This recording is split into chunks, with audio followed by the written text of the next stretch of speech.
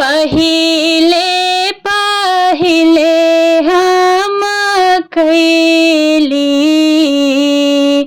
छठी मैया व्रत तोहार, छठी मैया व्रत तोहार।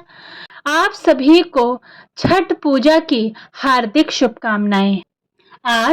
आज हम इस वीडियो में आपको बताएंगे कि साल 2023 में दिवाली के ठीक 6 दिन बाद आने वाला कार्तिक छठ पर्व कितनी तारीख को है, छठ पर्व की तिथियां क्या हैं, शुभ मुहूर्त क्या रहेगा, पूजा विधि और इसका महत्व के बारे में आज आप इस वीडियो में जानेंगे। पंचांग के अनुसार छठ पर्व कार्तिक माह के शुक्ल पक्ष की चतुर्थी तिथि पर नहाय खाए से शुरू होता है। पंचमी को खरना, षष्ठी को डूबते सूर्य को अर्घ्य और सप्तमी को उगते सूर्य को जल अर्पित कर व्रत का समापन किया जाता है। इसमें सूर्य और छठी मैया की पूजा की जाती है। यह पर्व 4 दिन तक धूमधाम से मनाया जाता है। 36 घंटे का यह व्रत संतान के लिए रखा जाता है। आइए जानते हैं साल 2023 छठ पर्व की शुभ तिथियां, पूजा व सूर्य को अर्घ्य देने का शुभ मुहूर्त, पूजा विधि और इसका महत्व क्या है। साल 2023 में छठ पूजा 17 नवंबर से शुरू होगी और इसका समापन 20 नवंबर 2023 को होगा। छठ पूजा के दिन सूर्योदय का जो समय रहेगा वह प्रातः काल 6:46 पर रहेगा और छठ पूजा के दिन सूर्यास्त का समय शाम 5:26 पर रहेगा। षष्ठी तिथि प्रारंभ होगी 18 नवंबर प्रातः काल 9:18 पर और षष्ठी तिथि का समापन होगा 19 नवंबर प्रातः काल 7:23 पर। नहाय खाए तिथि 17 नवंबर दिन शुक्रवार को रहेगी। खरना तिथि 18 नवंबर दिन शनिवार को रहेगी। संध्या अर्घ्य 19 नवंबर दिन रविवार को रहेगा। उगते सूर्य को अर्घ्य देकर ही व्रत का पारण 20 नवंबर को किया जाएगा।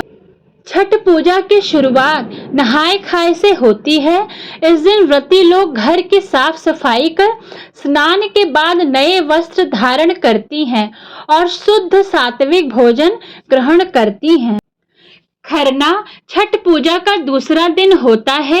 इस दिन व्रती का एक समय मीठा भोजन करती हैं। इस दिन गुड़ और चावल की खीर का प्रसाद मिट्टी के नए चूल्हे पर बनाकर ग्रहण किया जाता है।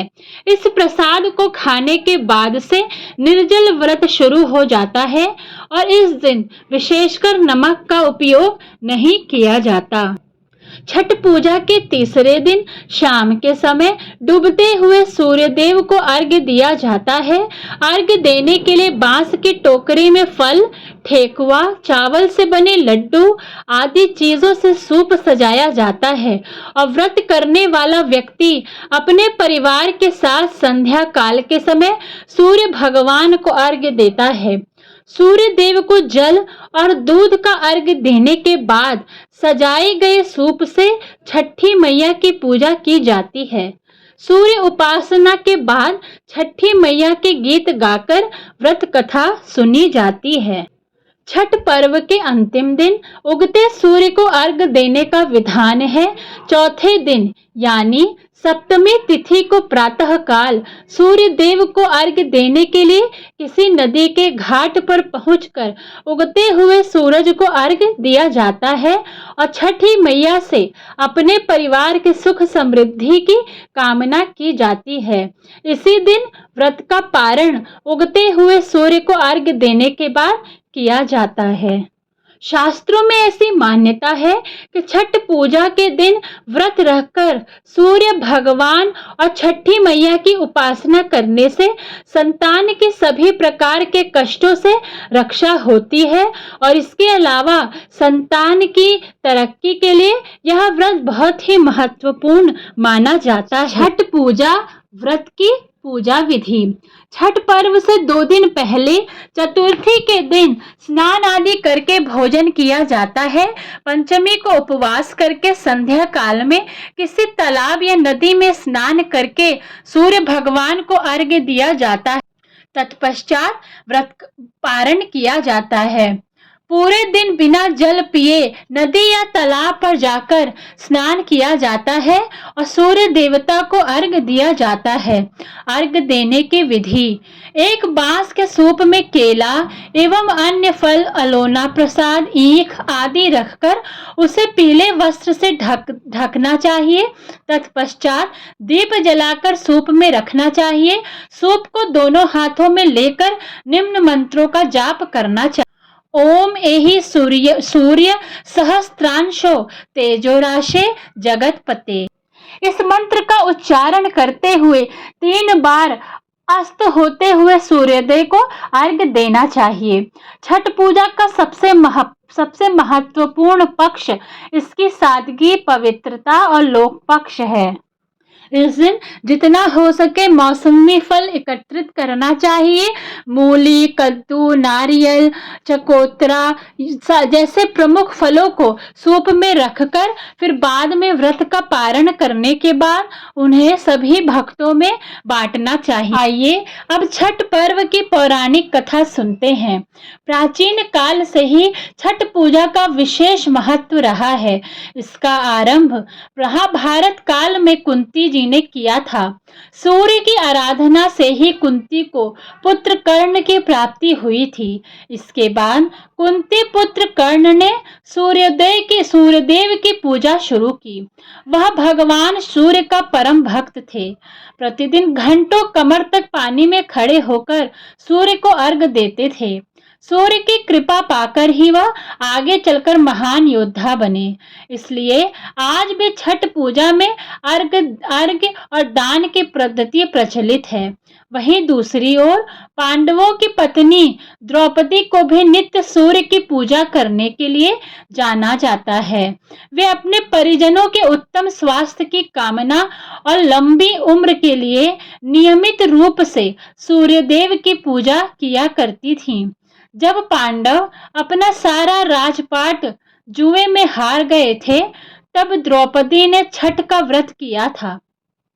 इस छठ के व्रत से द्रौपदी की सभी मनोकामनाएं पूरी हुई, साथ ही पांडवों को राजपाट भी वापस मिल गया।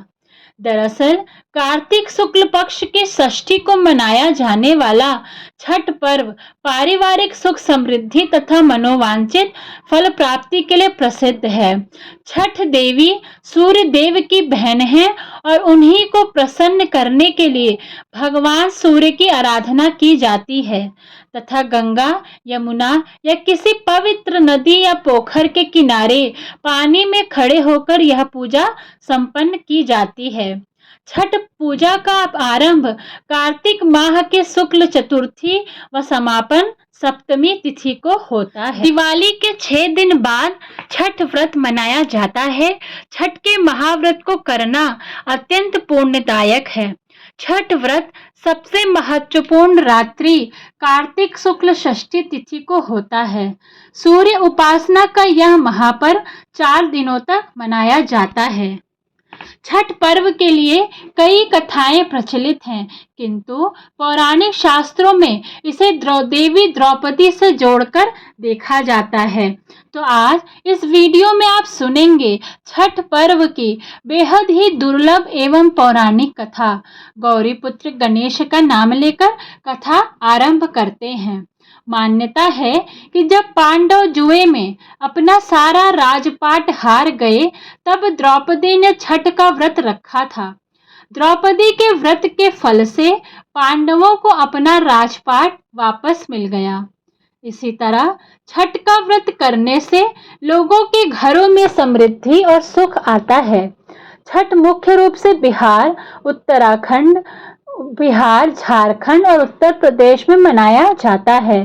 छठ पूजा या सूर्य षष्ठी का यह छठ व्रत में सूर्य भगवान की पूजा की जाती है और धरती पर लोगों के सुखी जीवन के लिए सूर्य देव के प्रति आभार व्यक्त किया जाता है।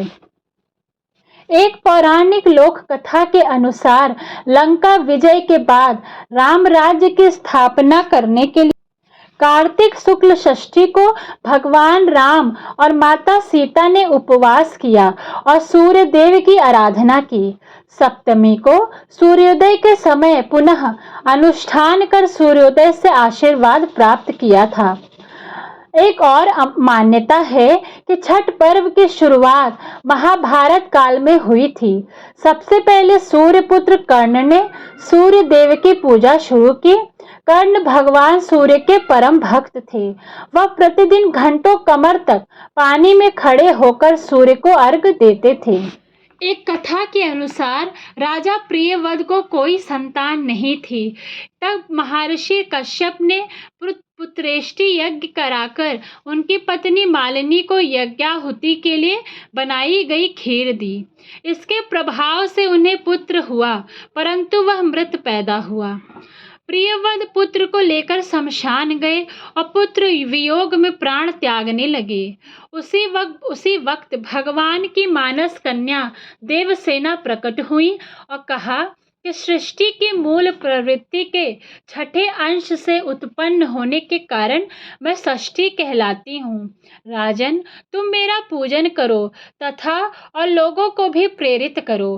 राजा ने पुत्र इच्छा से देवी षष्ठी का व्रत किया और उन्हें पुत्र रत्न की प्राप्ति हुई। यह पूजा कार्तिक शुक्ल षष्ठी को हुई थी।